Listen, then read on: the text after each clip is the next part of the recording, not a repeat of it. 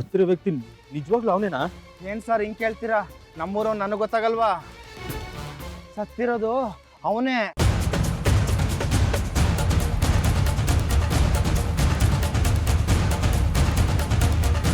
ನನ್ಗನ್ಸುತ್ತೆ ಅವ್ನಿಗೆ ಯಾರೋ ಕೊಲೆ ಮಾಡಿ ನ್ಯಾಣಕವ್ರೆ ಅಂತ.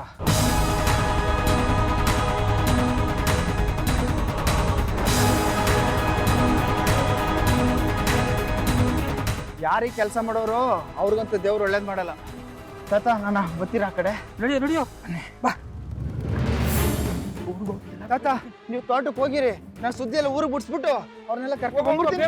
ಬೇಗ ಹೋಗ. ಏನು ತಪ್ಪು ತಿಳ್ಕೊಳ್ಳಲ್ಲ ಅಂದ್ರೆ ನಾವು ಅಲ್ಲಿಗೆ ಹೋಗೋಣಮ್ಮ. ಸಮ್ರಾಟ್ ಹೋಗ್ಲೇಬೇಕಾ?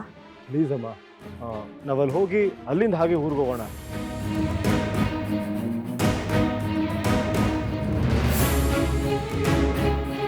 ಸರಿ.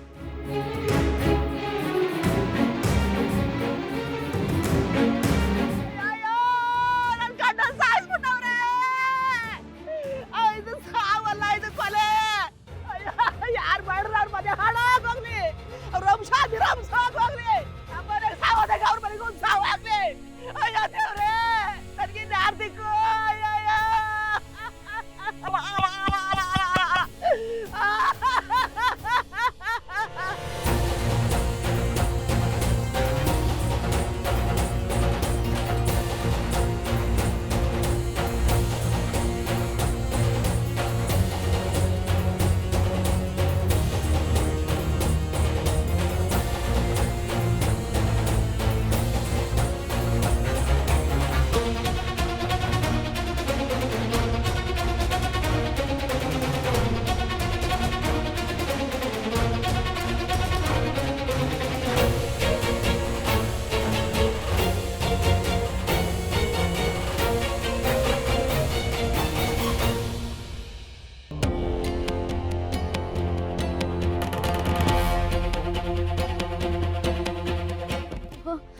ಸಮಾಧಾನ ಮಾಡ್ಕೊಳ್ಳಿ.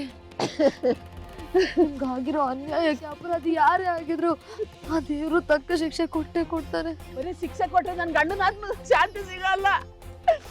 ಅವ್ರನ್ನ ಕೊಂದವ್ರನ್ನ ನರಳಿ ನರಳಿ ಸಾಯ್ಬೇಕು, ಅದು ನನ್ನ ಗಂಡಲ್ಲಿ ನೋಡ್ಬೇಕು.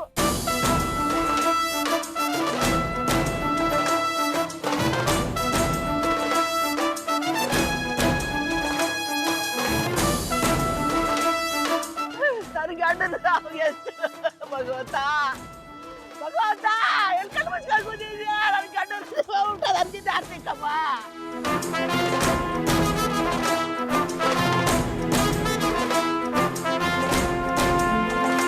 ಚೆನ್ನ ಮುಂಗೋಪಿ ಅನ್ನೋದು ಬಿಟ್ರೆ ತುಂಬಾ ಒಳ್ಳೆ ಮನುಷ್ಯ. ಆದ್ರೆ ಅವನಿಗೆ ಈ ಸಾವು ತುಂಬಾ ಅನ್ಯಾಯ. ದೇವ್ರು ಅನ್ನೋ ನಿದ್ರೆ ಕೊಂದವನ್ಗೆ ಕೇಡಾಗ್ಲಿ.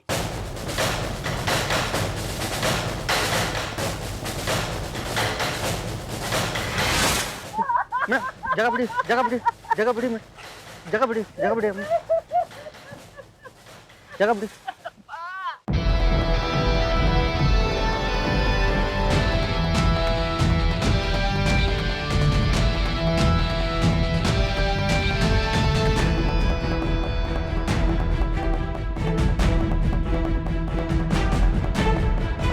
ಸಾಯಬ್ರೆ, ಪಾಪ ನನ್ನ ಮಕ್ಳು ಬಂಗಾರದಂತ ನನ್ನ ಗಂಡನ ಕೊಂದ್ಬಿಟ್ರು ಸಾಯಬ್ರೆ. ಅವ್ರು ಕೊಂದವ್ರು ಯಾರೇ ಆಗಿರ್ಲಿ ಗಲ್ಲಿಗೆ ಹಾರಿಸ್ಬೇಕು ನೀವು. ಸಮಾಧಾನ ಮಾಡ್ಕೊಳ್ಳಿ, ನಾವು ಯೋಧನೆ ನ್ಯಾಯ ಕೊಡ್ಸಕ್ಕೆ. ಪಿಸಿ ಬಾಡಿನ ಕೆಳಗಿಳಿಸಿ ಪೋಸ್ಟ್ ಮಾರ್ಟಮ್ ಕಳಿಸಿ.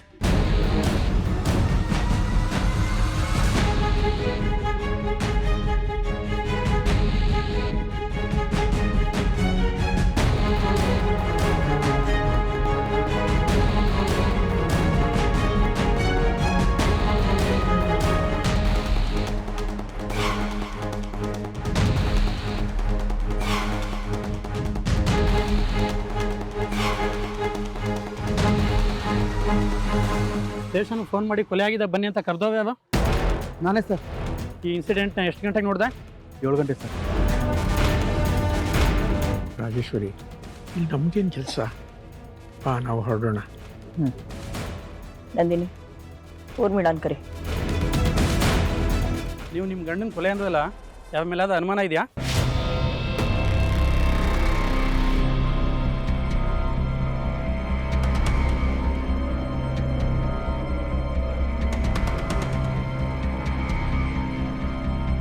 ಮಾತಾಡಿ. ನಿಮ್ಗೆ ಯಾವ ಮೇಲಾದ ಅನುಮಾನ ಇದ್ರೆ ಭಯ ಪಡೆದೇ ಹೇಳಿ.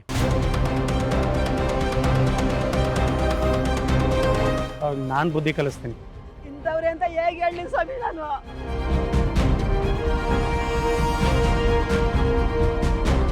ಇಲ್ಲಿ ಯಾರಾದರೂ ಕೊಲೆ ನೋಡಿದೀವಾ?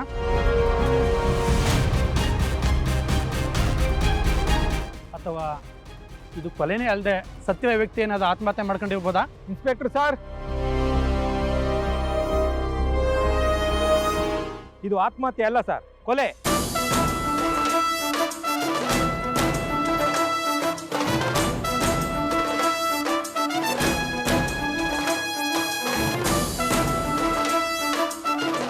ಏನು ಹೇಳ್ತಾ ಇದೀಯ ನೀನು? ಇದು ಕೊಲೆನಾ? ಹೌದು ಸರ್, ಇದು ಕೊಲೆನೇ. ಯಾರು ಕೊಲೆ ಮಾಡಿದ್ದು? ಇನ್ಯಾರು ಸರ್, ಅಲ್ಲಿ ಹೀರೋ ಥರ ನಿಂತಿದ್ದಾನಲ್ಲ ಕಪ್ಪು ಟಿ ಶರ್ಟ್ ಹಾಕೊಂಡು, ಅವನೇ ಕೊಲೆ ಮಾಡಿರೋದು.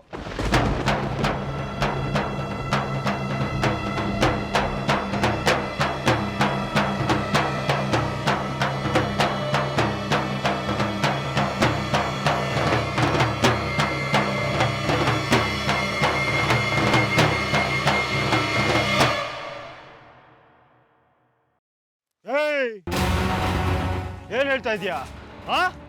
ನಾನ್ ಕೊಲೆ ಮಾಡ್ದ? ನೀನ್ ನೋಡಿದೇನೋ? ನೀನು ಕೊಲೆ ಮಾಡೋದು ಬೇರೆ ನೋಡಕ್ ಬರ್ಬೇಕಾಗಿತ್ತ ನಾನು? ಸರ್, ನಿನ್ನೆ ಈ ಮನುಷ್ಯ ಚೆನ್ನನ್ ಮನೆ ಹತ್ರ ಹೋಗಿ ಜಗಳ ಮಾಡಿದ್ದಾನೆ.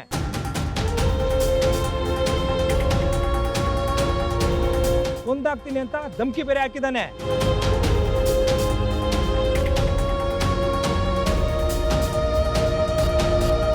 ಆ ದೃಶ್ಯನ ನಾನು ನೋಡಿದ್ದೀನಿ, ಊರವರೆಲ್ಲ ನೋಡಿದ್ದಾರೆ.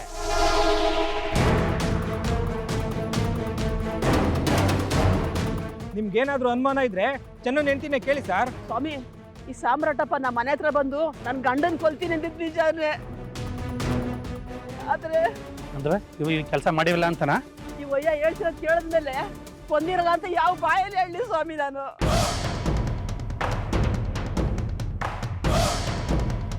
ಈ ಮನುಷ್ಯನ ಕುಟುಂಬ ಚರಿತ್ರೆ ನನ್ನ ಗಂಡನ್ ಚೆನ್ನಾಗಿ ಗೊತ್ತಿತ್ತು. ಅದೇ ಕಾರಣಕ್ಕೆ ಇವನು ನನ್ನ ಗಂಡನ್ ಕೊಂದಿರ್ಬಹುದು.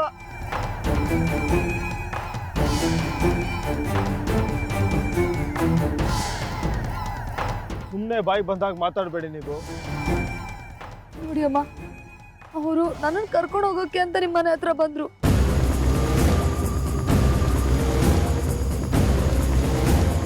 ಅದಾದ್ಮೇಲೆಯಿಂದ ಅವ್ರ ಮನೆ ಬಿಟ್ಟೆ ಆಚೆ ಬಂದಿಲ್ಲ ಅಮ್ಮ. ದಯವಿಟ್ಟು ಅವ್ರನ್ನ ಅಪರಾಧಿ ಅಂತ ಮಾಡಬೇಡಿ ಅಮ್ಮ. ಹೌದು ಇನ್ಸ್ಪೆಕ್ಟರ್, ನನ್ನ ಮಗ ಕೊಲೆ ಮಾಡೋಂಥ ತಪ್ಪನ್ನ ಮಾಡೋನಲ್ಲ. ನೋಡಿ ಇನ್ಸ್ಪೆಕ್ಟರ್, ಇದರಲ್ಲೇನೋ ಷಡ್ಯಂತ್ರ ಇದೆ. ಇವ್ರು ನನ್ನ ಮಗನ ಮೇಲೆ ಮಾಡ್ತಾ ಇರೋ ಆರೋಪ ಸುಳ್ಳು. ಅದರಲ್ಲೂ ಸಾಕ್ಷಿ ಇಲ್ಲದೆ ಯಾರ ಮಾತನ್ನು ನಂಬಾರ್ದು. ಸರ್, ಇದು ಸತ್ತರ ವ್ಯಕ್ತಿ ಹತ್ರ ಬಿದ್ದಿತ್ತು. ಇದ್ರ ಮೇಲೆ ಸಾಮ್ರಾಟ್ ಅಂತ ಬರ್ತಿದೆ.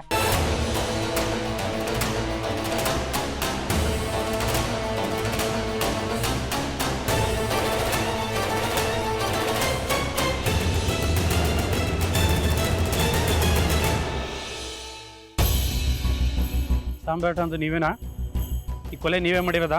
ಇಲ್ಲ, ನಾನು ಈ ಕೊಲೆ ಮಾಡಿಲ್ಲ. ಇದು ನಿಮ್ದೇ ತಾನೇ? ನಂದೆ.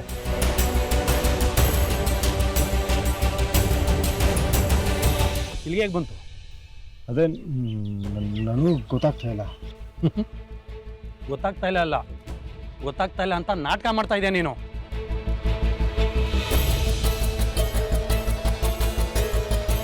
ಇನ್ಸ್ಪೆಕ್ಟರ್, ನನ್ನ ಗಂಡ ಕೊಲೆಗಾರ ಅಲ್ಲ. ದಯವಿಟ್ಟು ಸುಮ್ಮನೆ ಅವ್ರ ಮೇಲೆ ಅನುಮಾನ ಪಡಬೇಡಿ. ಸಾಕ್ಷಿ ಸಿಕ್ಕಬೇಕಾದ್ರೆ ಅನುಮಾನ ಪಡೋಕ್ಕೇನಿದೆ? ನಿಮ್ಮ ಗಂಡನೇ ಕೊಲೆಗಾರ. ನಾನು ನಿಮ್ಮ ಗಂಡನ ಅರೆಸ್ಟ್ ಮಾಡಿ ಕರ್ಕೊಂಡು ಹೋಗ್ತಾ ಇದ್ದೀನಿ.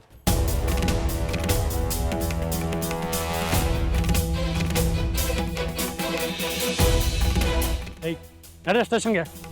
ನಾನು ಕೊಲೆ ಮಾಡಿಲ್ಲ ಅಂದಮೇಲೂ ನನ್ನನ್ನು ನಂಬ್ತಾ ಇಲ್ಲ ಅಲ್ವಾ ನೀವು? ಇದು ನಂಬಿಕೆ ಅಪನಂಬಿಕೆ ಪ್ರಶ್ನೆ ಅಲ್ಲ, ಕೊಲೆಗಾರ ಯಾವನ್ನೋದು ಅಷ್ಟೇ ಪ್ರಶ್ನೆ. ಇಲ್ಲಿ ಸಿಕ್ಕಿರೋ ಸಾಕ್ಷಿ ನೋಡ್ತಾ ಇದ್ರೆ ನೀವೇ ಅಪರಾಧಿ ಅಂತ ಅನ್ನಿಸ್ತಾ ಇದೆ. ಈ ಸಾಕ್ಷಿ ಆಧಾರದ ಮೇಲೆ ಅರೆಸ್ಟ್ ಮಾಡ್ತಾ ಇದ್ದೀನಿ. ಬಾಡಿನ ಪೋಸ್ಟ್ ಮಾಡಪ್ ಕಳಿಸಿ. ಬಾರೋ, ನಡಿಯೋ, ನಡಿ ಅಂದ. ಇನ್ಸ್ಪೆಕ್ಟರ್ ಇನ್ಸ್ಪೆಕ್ಟರ್ ಇನ್ಸ್ಪೆಕ್ಟರ್ ಬಿಡಿ ನನ್ನ ಮಗನ. ಇನ್ಸ್ಪೆಕ್ಟರ್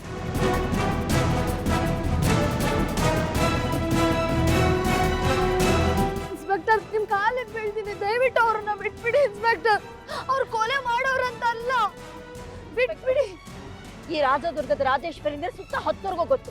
ಏನ್ ತೋಳ ಮಗ ಕೊಲೆ ಮಾಡ್ತಾನೆ ಅಂದ್ರೆ ನೀವು ನಂಬ್ತೀರಾ? ಇಷ್ಟಕ್ಕೂ ಅವನನ್ನ ನನ್ ಮಗ ಯಾಕೆ ಕೊಲೆ ಮಾಡ್ತಾನೆ?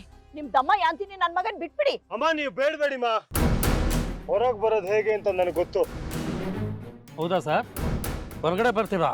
ಅಪರಾಧನೇ ಮಾಡಿಲ್ಲ ಅಂದಮೇಲೆ ಜೈಲಲ್ಲಿ ಕೂತ್ಕೊಂಡು ಏನು ಭಜನೆನ ಮಾಡಲಿ? ಮಾಡಿರೋದು ಕೊಲೆ, ಪಾಪದ ಕೆಲಸ, ಪುಣ್ಯದ ಕೆಲಸ ಅಲ್ಲ. ಡೈಲಾಗ್ ಬೇರೆ ಹೊಡಿತಾನೆ. ಅಥವಾ ಗಾಡಿನ ಇನ್ಸ್ಪೆಕ್ಟರ್ ಇವ್ರು ಯಾವ ತಪ್ಪು ಮಾಡಿಲ್ಲ ಅರ್ಥ ಮಾಡ್ಕೊಳ್ಳಿ. ದಯವಿಟ್ಟು ಇವ್ರನ್ನ ಕರ್ಕೊಂಡು ಹೋಗ್ಬೇಡಿ, ಬಿಟ್ಬಿಡಿ. ನನ್ನ ಗಂಡನ ಬಿಟ್ಬಿಡಿ ಅನ್ನೋ ನಿಮ್ಮ ಕಣ್ಣಲ್ಲಿ ನೀವಿದೆ, ನನ್ನ ಮಗನ ಬಿಟ್ಬಿಡಿ ಅನ್ನೋ ನಿಮ್ಮ ಅತ್ತೆ ಕಣ್ಣಲ್ಲೂ ನೀವಿದೆ. ಅದು ಅರೆಸ್ಟ್ ಆಗಿರೋ ಆರೋಪಿ ಕಣ್ಣಲ್ಲಿ ಒಂದು ತೊಟ್ಟು ನೀರಿರಲಿ, ಪಾಪದ ಪ್ರಜ್ಞೆನೂ ಇಲ್ಲ. ಸುಮ್ಮನೆ ಇವನ್ಗೆ ಯಾಕೆ ಬಿಡಿಸ್ತೇವ? ಮಾಡಿರೋ ತಪ್ಪಿಗೆ ಜೈಲಲ್ಲೇ ಸಾಯಲಿ ಬಿಡಿ.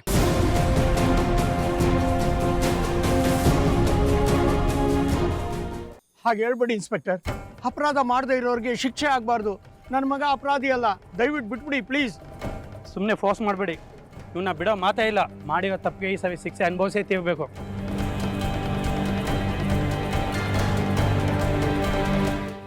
ತಗಡಿ ತಗಡಿ. ಇನ್ಸ್ಪೆಕ್ಟರ್ ದಯವಿಟ್ಟು ಅವ್ರನ್ನ ಬಿಟ್ಬಿಡಿ. ಇನ್ಸ್ಪೆಕ್ಟರ್ ಇನ್ಸ್ಪೆಕ್ಟರ್ ಸಾಮ್ರಾಟ್ ದಯವಿಟ್ಟು ನನ್ನ ಮಗನ್ ಕರ್ಕೊಂಡು ಹೋಗ್ಬಿಡಿ. ಇನ್ಸ್ಪೆಕ್ಟರ್ ನಿಮ್ ಕೈ ಮಗ್ನಲ್ಲಿ. ಇನ್ಸ್ಪೆಕ್ಟರ್ ಇನ್ಸ್ಪೆಕ್ಟರ್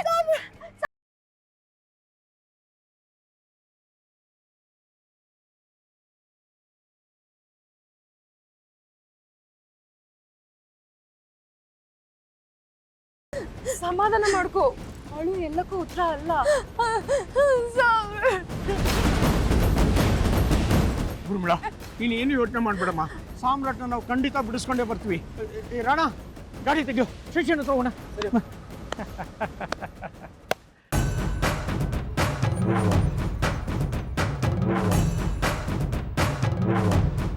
ಇವಾಗ ಆಟಕ್ಕೊಂಥರ ಮಜಾ ಬಂತು.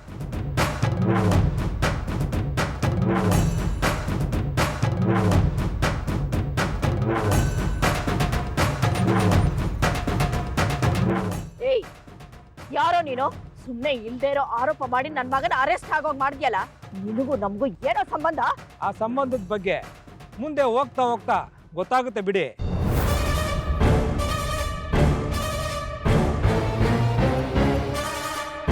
ಅಲ್ಲ ರಾಜೇಶ್ವರಿ ದೇವಿ ಅವರೇ, ಹೋದ್ಸಲ ನಿಮ್ಮ ಮಗನ ಜೈಲಿಂದ ಬಿಡಿಸೋದಿಕ್ಕೆ ಪುನರ್ವಸು ನಕ್ಷತ್ರದಲ್ಲಿ ಹುಟ್ಟಿರೋ ಊರ್ಮಿಳಾನ ತಂದು ಮದುವೆ ಮಾಡಿ ಅವಳ ಅದೃಷ್ಟದ ಮೇಲೆ ನಿಮ್ಮ ಮಗನ ಜೈಲಿಂದ ಬಿಡಿಸ್ಕೊಂಬಂದ್ರಿ. ಈಗ ಯಾಕೆ ಬಿಡಿಸ್ಕೊಂಬರ್ತೀರಾ?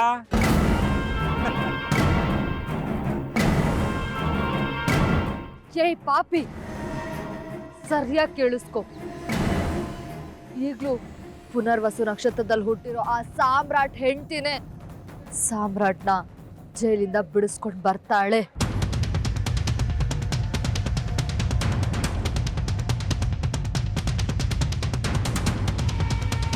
ಅಷ್ಟೇ ಅಲ್ಲ, ಇಲ್ಲಿ ಯಾರು ತಪ್ಪು ಮಾಡಿದಾರೋ ಅವ್ರಿಗೆ ತಕ್ಕ ಶಿಕ್ಷಣ ಕೊಟ್ಟೆ ಕೊಡಿಸ್ತಾಳೆ.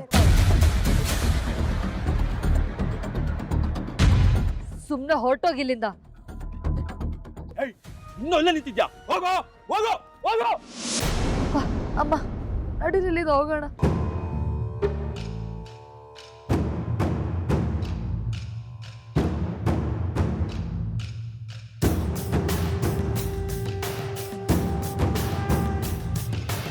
ನಾವು ಬರಲ್ಲ ಅಂದ್ರು ನಿಮ್ಮೂರಿಗೆ ಬಲವಂತವಾಗಿ ನಮ್ಮನ್ನ ಕರ್ಕೊಂಡು ಬಂದ್ರಿ. ನನ್ ಮಗ ಅಪರಾಧಿ ಅಲ್ಲ ಅಂತ ಗೊತ್ತಿದ್ರು ಏನು ಮಾತಾಡದೆ ಸುಮ್ಮನೆ ಇದ್ರಿ.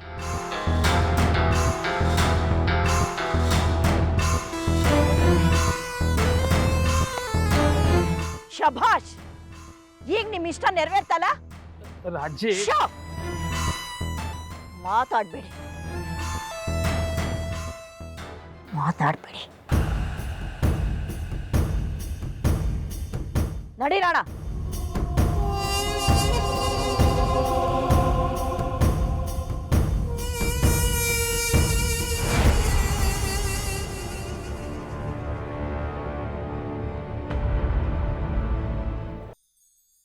ಕೊಲೆ ಮಾಡೋರೆಲ್ಲ ನಮಗೆ ಬುದ್ಧಿ ಹೇಳಂಗಾಗೋಯ್ತು.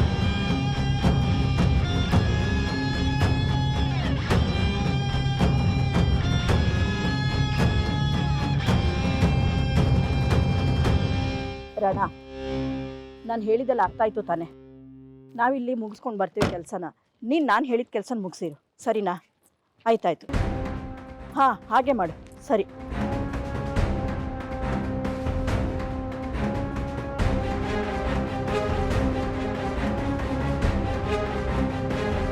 ಇನ್ಸ್ಪೆಕ್ಟರ್ ಸಾಹೇಬ್ರೆ, ನನ್ನ ಮಗ ಯಾವ ತಪ್ಪು ಮಾಡಿಲ್ಲ. ಅವನನ್ನು ಇಂಥ ಸ್ಥಿತಿನಲ್ಲಿ ನೋಡೋಕ್ಕೆ ನನ್ನಿಂದ ಸಾಧ್ಯ ಇಲ್ಲ. ನಿಮ್ಮ ಕೈ ಮುಗಿತೀನಿ ಸರ್. ದುಡ್ಡು ಎಷ್ಟು ಖರ್ಚಾದರೂ ಪರವಾಗಿಲ್ಲ. ದಯವಿಟ್ಟು ನನ್ನ ಮಗನ ಬಿಡಿಸೋದಕ್ಕೆ ನೀವೇ ಏನಾದರೂ ವ್ಯವಸ್ಥೆ ಮಾಡಿ. ಇದೇನು ಫಿಶ್ ಮಾರ್ಕೆಟೋ ತರಕಾರಿ ಮಾರ್ಕೆಟೋ ಅಲ್ಲ. ನೀವು ಹೇಳಿದ ತಕ್ಷಣ ಕೊಟ್ಬಿಡೋಕ್ಕೆ ಬಿಟ್ಬಿಡೋಕ್ಕೆ. ಇದು ಸ್ಟೇಷನ್, ಪೊಲೀಸ್ ಸ್ಟೇಷನ್.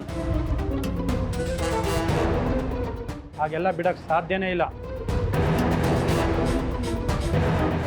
ಬಂದಿದ್ದೀವ, ಮಗನ ನೋಡ್ಕೊಂಡು ಆರಾಮಾಗಿ ಮನೆಗೆ ಹೋಗಿ. ದಯವಿಟ್ಟು ಹಾಗೆ ಹೇಳ್ಬಿಡಿ ಸರ್. ನನ್ನ ಮಗ ತಪ್ಪು ಮಾಡಿಲ್ಲ. ನಿಮ್ಮ ಮಗ ತಪ್ಪು ಮಾಡಿದಾನೋ ಇಲ್ವೋ ಅನ್ನೋದು ನೀವು ಡಿಸೈಡ್ ಮಾಡೋಕ್ಕಾಗಲ್ಲ. ಯಾಕಂದರೆ ನೀವು ಜಡ್ಜ್ ಅಲ್ಲ. ನಿಮ್ಮ ಅದೃಷ್ಟ ಚೆನ್ನಾಗಿದೆ, ಯಾಕಂದರೆ 3 ದಿನ ಗೌರ್ಮೆಂಟ್ ಹಾಲಿಡೇ ಇದೆ. ಹಾಗಾಗಿ ಸಾಂಬಾರನ್ನ ನಾವು ಕೋರ್ಟಿಗೆ ಸಬ್ಮಿಟ್ ಮಾಡಿಲ್ಲ. ಆಮೇಲೆ ಕೋರ್ಟಿಗೆ ಕರ್ಕೊಂಡೋಗಿ ಸರೆಂಡ್ರ್ ಮಾಡ್ತೀನಿ. ಮಿಕ್ಕಿದ್ದೆಲ್ಲ ಅಲ್ಲೇ ಡಿಸೈಡ್ ಆಗುತ್ತೆ. ಸರ್, ಹಾಗೆಲ್ಲ ಹೇಳಬೇಡಿ. ತಪ್ಪೇ ಮಾಡ್ದಿರೋರ ಬಗ್ಗೆ ಹೀಗೆಲ್ಲ ಮಾತಾಡಿದ್ರೆ ಅವ್ರ ಮನ್ಸಿಗೆ ತುಂಬ ನೋವಾಗುತ್ತೆ ಸರ್. ಹೌದಾ ಮೇಡಮ್? ಬೇಜಾರಾಗುತ್ತಾ? ಸಾಂಬಾರ್ ಕೊಲೆ ಮಾಡಿದ ಪಾಪಕ್ಕೆ ಆ ಕುಟುಂಬಕ್ಕೆ ಬೇಜಾರಾಗಲ್ವಾ? ನೋಡಿ, ನನ್ನ ಗಂಡ ಕೊಲೆಗಾರನ ಅಲ್ವಾ ಅನ್ನೋದನ್ನ ನೀವು ಡಿಸೈಡ್ ಮಾಡಬೇಡಿ. ನೀನು ಡಿಸೈಡ್ ಮಾಡಬೇಡ. ಇನ್ಸ್ಪೆಕ್ಟರ್, ನೀನು ತಾನು ಅಂತ ಏಕವಚನ ಬಳಸಬೇಡಿ.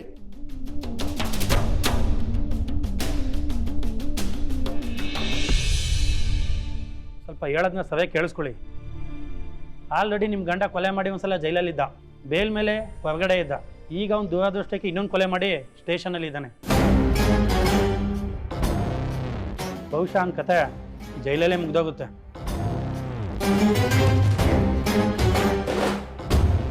ನನಗನ್ಸುತ್ತೆ ಅವನಿಗೆ ಬೇಲ್ ಸಿಗೋ ಚಾನ್ಸೇ ಇಲ್ಲ. ಹಾಗೆಲ್ಲ ಮಾತಾಡಬೇಡಿ. ಇದೇ ಮೊದಲನೇ ಸಲ ನಾವು ಕೋಪ ಮಾಡ್ಕೊಳ್ದೆ ಮಾತಾಡ್ತಾ ಇರೋದು. ಮಾತಾಡಲೇಬೇಕು ಮೇಡಮ್, ಯಾಕಂದರೆ ಇದು ಸ್ಟೇಷನ್ನು, ಇಲ್ಲಿವನು ಪೊಲೀಸ್. ಇನ್ಸ್ಪೆಕ್ಟರ್, ನೀವು ಈ ರಾಜೇಶ್ವರಿ ಬಗ್ಗೆ ತಿಳ್ಕೊಳ್ದೆ ಮಾತಾಡ್ತಾ ಇದ್ದೀರಾ.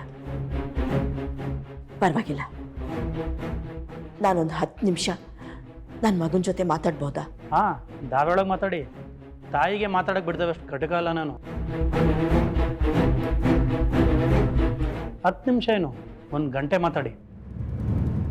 ಯಾಕೆಂದರೆ ಇನ್ಯಾವತ್ತೂ ನಿಮ್ಗೆ ಇಂಥ ಚಾನ್ಸ್ ಸಿಗಲ್ವಲ್ಲ.